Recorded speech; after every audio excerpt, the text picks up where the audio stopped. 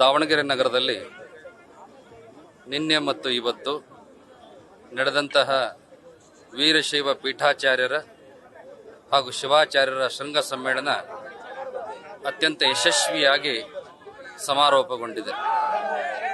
ಈ ಸಮ್ಮೇಳನದ ಉದ್ದೇಶ ಸಮಾಜದಲ್ಲಿ ಜಾತಿ ಗಣತಿಯ ಕುರಿತು, ಜನಗಣತಿಯ ಕುರಿತು ಇರತಕ್ಕಂಥ ಗೊಂದಲಗಳನ್ನು ನಿವಾರಿಸುವಂತಹ ಉದ್ದೇಶ ಈ ಸಮ್ಮೇಳನದಾಗಿತ್ತು. ಯಾಕೆ ಅಂತ ಕೇಳಿದ್ರೆ ನಿಮಗೆಲ್ಲ ಗೊತ್ತದ, ವೀರಶೈವ ಲಿಂಗಾಯತ ಪರಂಪರೆಯಲ್ಲಿ ಅನೇಕ ಉಪಪಂಗಡಗಳಿದ್ದಾವೆ.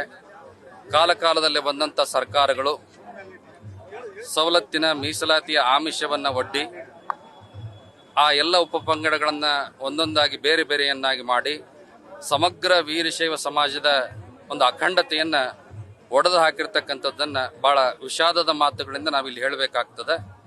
ಆ ನಿಟ್ಟಿನೊಳಗೆ ಇತ್ತೀಚೆಗೆ ರಾಜ್ಯ ಸರ್ಕಾರ ಮಾಡಿದಂಥ ಜನಗಣತಿಯಲ್ಲಿ ಈ ವೀರಶೈವ ಲಿಂಗಾಯತರ ಸಂಖ್ಯೆಯನ್ನು ಕೇವಲ 60 ಲಕ್ಷ ತೋರಿಸಿರ್ತಕ್ಕಂಥದ್ದು ಎಲ್ಲ ಮಾಧ್ಯಮಗಳಿಗೂ ಕೂಡ ಗೊತ್ತಿರತಕ್ಕಂಥದ್ದು. ಆ ನಂತರದಲ್ಲಿ ಎಲ್ಲ ಧಾರ್ಮಿಕ ಮುಖಂಡರ, ಅನೇಕ ಸಮಾಜದ ಮುಖಂಡರ ಒತ್ತಾಸೆಯ ಮೇರೆಗೆ ಅದನ್ನು ವಾಪಸ್ ತೆಗೆದುಕೊಂಡದ್ದು ಕೂಡ ಗಮನದಲ್ಲಿರುವಂಥದ್ದು. ಆದರೆ ಪ್ರಮುಖವಾಗಿ ಕೇಂದ್ರ ಸರ್ಕಾರ ಇತ್ತೀಚೆಗೆ ಒಂದು ಘೋಷಣೆಯನ್ನು ಮಾಡಿದೆ. ಏನಂತ ಕೇಳಿದರೆ, ಮುಂಬರ್ತಕ್ಕಂಥ 2026ರಲ್ಲಿ ಜನಗಣತಿಯನ್ನು, ಜಾತಿ ಗಣತಿಯನ್ನು ಮಾಡಬೇಕು ಅನ್ನುವಂಥದ್ದು. ಆ ನಿಟ್ಟಿನಲ್ಲಿ ಸಮಾಜವನ್ನು ಒಗ್ಗೂಡಿಸಬೇಕು.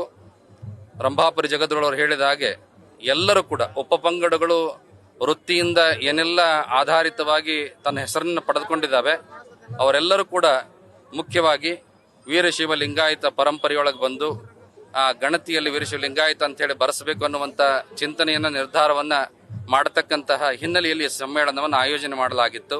ಅದು ಎಲ್ಲರನ್ನು ತಲುಪುವಂಥ ನಿಟ್ಟಿನೊಳಗೆ ದಾವಣಗೆರೆ ಕರ್ನಾಟಕದ ಮಧ್ಯಭಾಗದಲ್ಲಿ ಆಯೋಜನೆ ಮಾಡಿ ಆ ನಿಟ್ಟಿನಲ್ಲಿ ಎಲ್ಲರಿಂದ ಅತ್ಯುತ್ತಮವಾದ ಒಂದು ಅಭೂತಪೂರ್ವ ಸ್ಪಂದನೆಯೂ ಕೂಡ ದೊರಕಿರತಕ್ಕಂಥದ್ದಾಗಿದೆ. ಇಂತಹ ಸವಿನೆನಪಿನಲ್ಲಿ ಈ ದಾವಣಗೆರೆ ನಗರದಲ್ಲಿಯೇ ಲಿಂಗಾಂಗ ಸಾಮರಸ್ಯದಲ್ಲಿ ಲೀನರಾಗಿರ್ತಕ್ಕಂತಹ ಲಿಂಗೈಕ್ಯ ಶ್ರೀಶೈಲ ಜಗದ್ಗುರು ವಾಗೀಶ ಪಂಡಿತಾರಾಧ್ಯರ ಒಂದು ವೃತ್ತವನ್ನು ಈ ಸಂದರ್ಭದಲ್ಲಿ ಸಂಧ್ಯಾಕಾಲದ ಗೋಧೂಳಿ ಮುಹೂರ್ತದಲ್ಲಿ ಉದ್ಘಾಟನೆ ಮಾಡತಕ್ಕಂಥದ್ದು ಕೂಡ ಒಂದು ಬಹಳ ಸಂತೋಷವನ್ನು ತಂದಿರತಕ್ಕಂಥದ್ದು. ಶ್ರೀಶೈಲ ಕ್ಷೇತ್ರಕ್ಕೆ ಹೊಸ ಪರಂಪರೆಯನ್ನ, ನಾಂದಿಯನ್ನ ಹಾಡಿದಂತಹ ಅಭಿವೃದ್ಧಿಯ ಹರಿಕಾರರು ಶ್ರೀಶೈಲ ಜಗದ್ಗುರು ವಾಗೀಶ ಪಂಡಿತಾರಾಧ್ಯರು. ಅವರನ್ನ ಸಮನ್ವಯಾಚಾರ್ಯ ಅನ್ನುವಂತಹ ಒಂದು ಅತ್ಯುತ್ತಮವಾದ ಮಾತಿನಿಂದ ಕರ್ಕೊಂಡು ಬರ್ತಾರೆ. ನಮ್ಮೆಲ್ಲರಿಗೂ ಕೂಡ ಬಹಳ ಸಂತೋಷ ಆಗಿದೆ ಅನ್ನುವಂಥದ್ದನ್ನು ಈ ಸಂದರ್ಭದಲ್ಲಿ ಹೇಳೋದಕ್ಕೆ ಬಯಸ್ತೇವೆ.